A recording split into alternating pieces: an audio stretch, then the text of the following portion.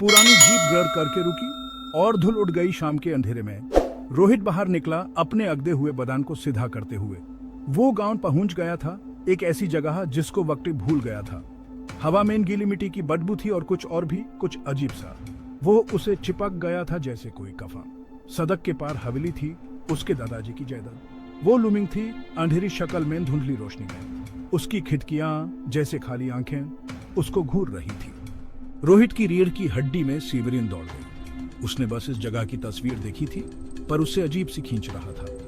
वो पहली झोपड़ी के पास गया जो उसे दिखाई दी। उम्मीद थी कि उसे कुछ मदद में तकेंगी। एक औरत दरवाजे पर खड़ी थी, उसका चेहरा परछाइयों में छुपा हुआ था। उसने अपने दादाजी के घर का रास्ता पूछा।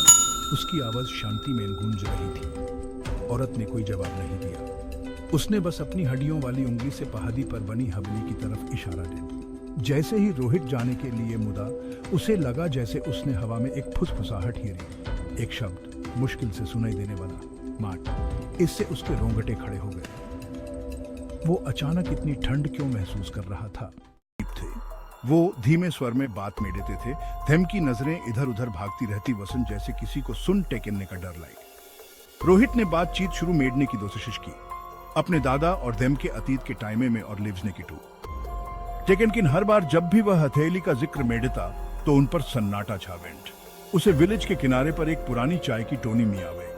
मालिक, एक झुर्रियों वाला आदमी जिसकी आंखों में प्राचीन रहस्य थे, ने अनिच्छा से उसे एक कप चाय गई। रोहित ने अपने दादा के टाइमे में, हथेली के टाइमे में पूरे सेंडे। बूढ़ा झिझका, फिर बोला। उसकी आवाज धीमी और मेडेकश वॉस।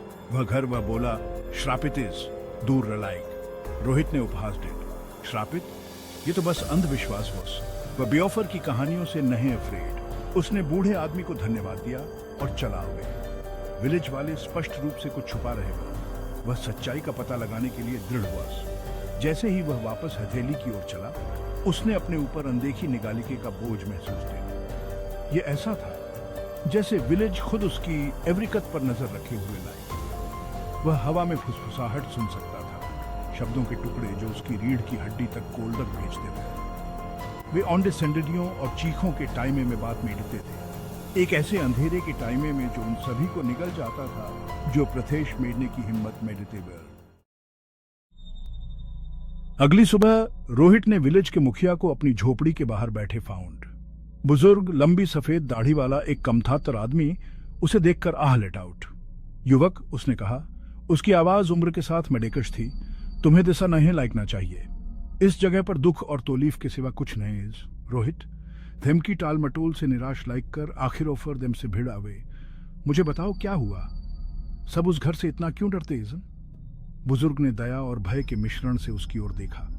उसने वर्षों पहले एक त्रासदी की बात कही, एक अंधेरा जो हथेली पर छा गया था, जिसने अंदर सभी की जान ले ली। बस हथेली, धेमलिकन ने कहा, अब बेचैन आत्माओं का घर थी। देम की चीखें रात में खाली हॉल में गूंजती वजन। धेमलिकन ने उसे लाइव से की चेतावनी दी, घर और उसके सीक्रेट्सों को भूल लाइव से के टू। टेकन धेम की चेतावनियों ने उसकी जिज्ञासा को और बढ़ा गेव।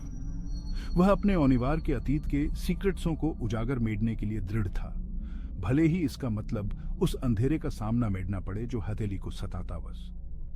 उस रात जैसे ही चांद ने विलेज में लंबी फिरानक ऑन डिसेंडेडाइन डाली, रोहित ने अपना फैसला कर अब। उसने एक बैग पैक किया। बढ़ते अंधेरे के खिलाफ उसका अमात्र साथी एक फ्लैशलाइट। उसने ग्रामीणों की दवाइलों को नजरअंदाज कर दिया। देम के फीरेवर चेवरिए टिमटिमाती रोशनी से जगमगा रहे वर।